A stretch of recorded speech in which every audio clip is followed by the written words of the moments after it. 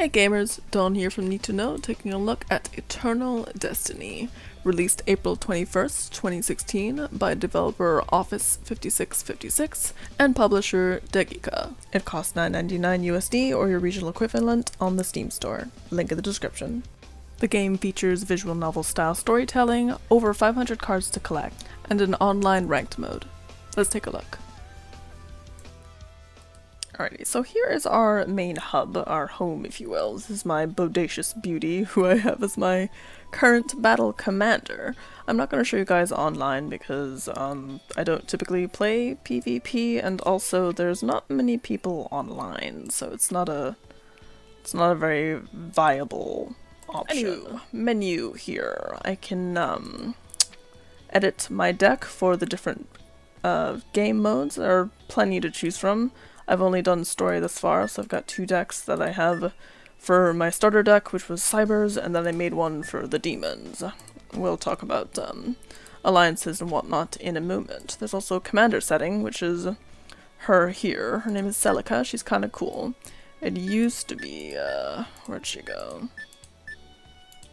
Ah, here, my ninja girl here. But I changed her, because I kind of, yeah.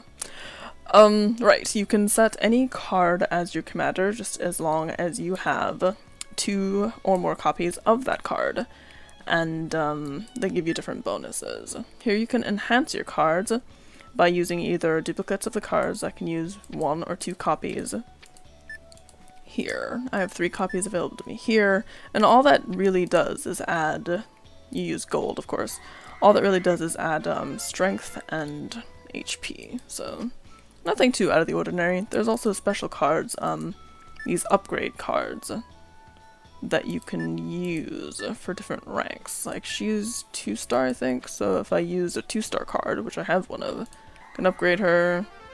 Works the same way. Alright.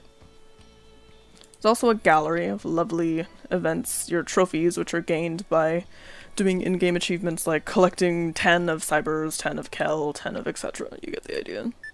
You can also see the animation here, which they're not too fan servicey, surprisingly enough. I mean, some of them are a little weird, like she'll move first and then her boobs will jiggle afterwards.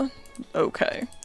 I'm not sure if any of you out there have actually seen boobs before, but they don't move like that. They don't move completely separate of your body. Side note. There's also a store, naturally, where you can purchase card packs. Anyone who's played a collectible card game will be familiar with this. However, these card packs only give you 1 goddamn card.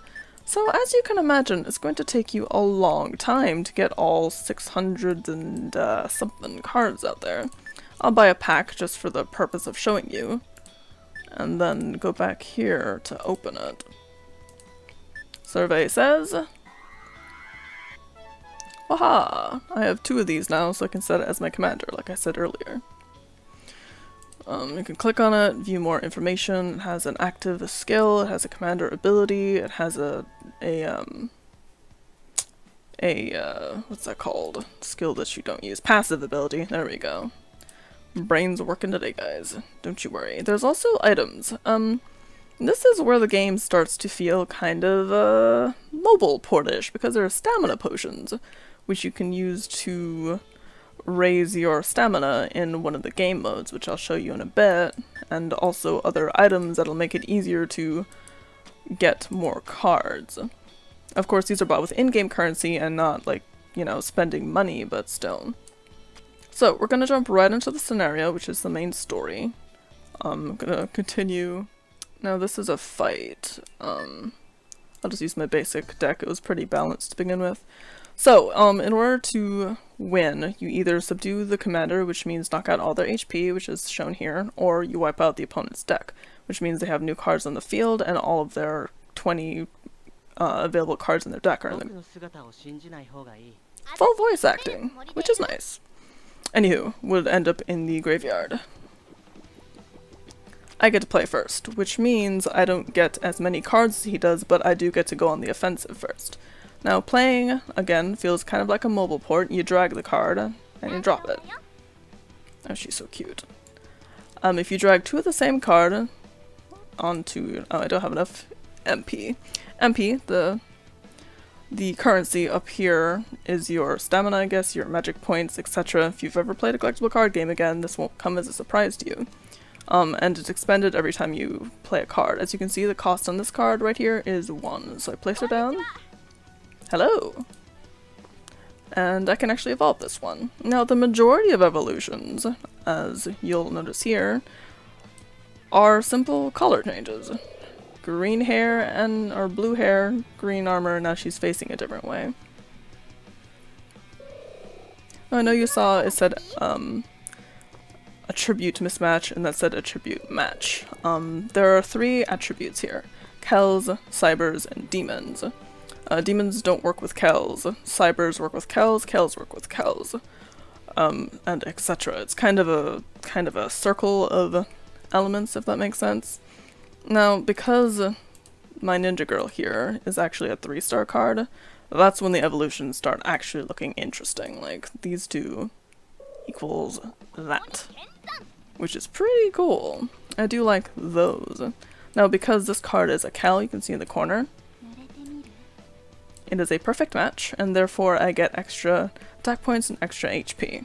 So that's pretty much what you'll be doing with the game, is trying to match up attributes. The battlefield won't always look like this. I'll show you another fight where it's going to look different. And in order to attack, much in Yu-Gi-Oh style, you have to attack the opponent directly. So while there are cards on the field, you can't attack them directly, but as soon as you wipe out a card, let me see who has... I'll wipe you out. I wasn't paying attention. The health was 300 and something. But yeah, you can attack a card. If you attack a card, then it does no damage to the commander. Now, if you attack a blank space, which I'm presently making here, then the opposite commander can defend. As you can see I'm doing here. Now, if I defend with a card that has less than 220 AP, any of the damage that or HP, any of the damage that spills over will be done as damage to my commander here. In story mode, your commander is chosen for you as part of the story. Oh. You are determined to take her out, jeez. She's done nothing to you. Alright. Demons don't do so well here, so I'm going to leave my demons alone. She's pretty good. I actually got this as a daily reward, which is another thing that makes it feel like an iOS game, a mobile, if you will. Alright, so if I take her out, she's got pretty low health. Oh dear. So now I can attack the opponent. If I drag Ninja Girl here onto a space, it'll show you, real briefly, how much damage I'll do to him. 2,115, I think? Yeah. So yeah, you just keep doing that until you chip away at his health. Battles don't take too long. You can also assist cards. See, if I drag him onto her, perfect attribute match, so she got more HP. Had I dragged something like a demon onto that... Oh, that actually works out. Cool. Just kidding. I'm gonna attack him again. Yeah, battles don't take very long because your decks are only 20 cards, and because the whole point is just to... Who has enough HP? I'll use you. Is just to wear down the opponent. And oftentimes, the AI is a little stupid. Like, as soon as you have it backed into a corner, it seems to just give up. Like, completely. Where it can actually defend, it'll just stop in its tracks and let you beat it up. So yeah, you just drag cards onto these, try to make them as, they can only be assisted once, try to make them as beefy as possible, try to wipe out cards with less defense, less HP rather, so that your stronger cards, and you can see she has over 2,000 attack, this one has 1,600. So try to wipe out the ones with HP first so that your damage spills over and you win. That's that. From my experience thus far, it feels as though this card game was aimed at a more casual audience. It's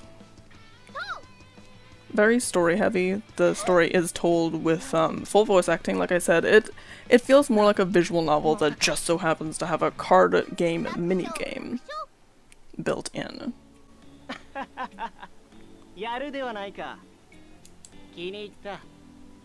貴様らの調べているのはレイラインのことだろう。それがどうしたって言うのよ。まあ落ち着け。これ以上手は出さん。 But yeah, enough of that. Just to stay within the 15 minutes I have allotted to this video, I'm going to go ahead and show you the other... Oh.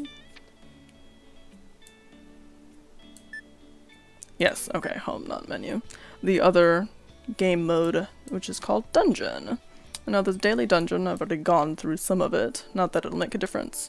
So you just hit explore, and it kind of looks like a dungeon crawler would. It progresses, and as you can see, oh, random event, I got increased gold, so cool beans. That means I'll get more gold at random. Now your progress fills up, and you finish that level.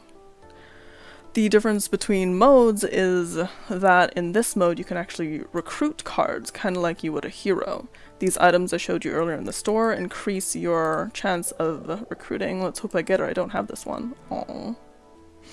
Well, fine. But yeah, as you progress, it'll just keep moving you through the different levels. You'll gain experience and gold at random. That was perfect timing, thank you game. And when you level up, you actually regain your action points without having to use a potion. Otherwise, eventually you will have to. So just keep pressing this until something happens. There, I got increased experience. Oh, there's a boss, so now I get to fight. I'll try using my demon deck. At least 10 cards must be. Aww. Let's make a deck, shall we? Just real quick. Just for shits and giggles. Just to say that we did together, gamers. I'm just going to select cards because why not? I have 2 of these now. This is actually who I'm fighting against. That's another thing of note. The cards and the characters all look the same. It kind of bothers me because you'll notice that these cards are done in like different. They're all anime looking, but they're done in different, like, from different perspectives. Like, some of them have a full body, some of them are chibi, some of them have parts of them missing, and they'll look like that on screen. They'll look exactly like their cards do, so it's a little off-putting at times. Anywho, you can have a maximum of 20 cards. Let's go. I might get beaten because I just threw this shit together, but should be okay. Alright, so this field looks completely different, and I guessed right, there are in fact demons here. So, she goes first, but the advantage of that is that now I have more cards at my disposal right off the bat. You'll notice the Tanuki there has rather large balls. Yes, that's typical of a Tanuki. So now I can beef up my ranks real quick to deal with her. The music is pretty good. It's not anything special, but it does suit the game, which I like. See? Same character. Might look a little familiar. Alright, so I'm all out of moves.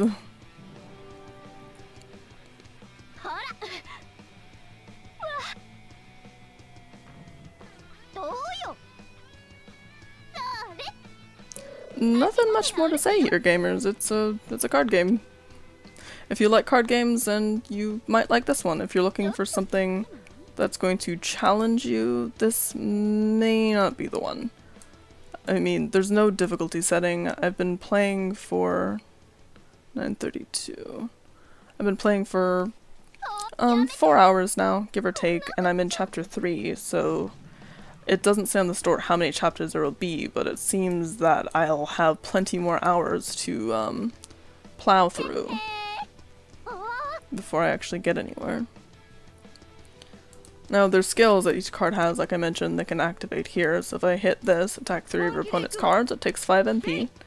Oh, fan service, of course. Anywho, and it does damage to 3 cards. Now using a skill, of course, uses up your turn.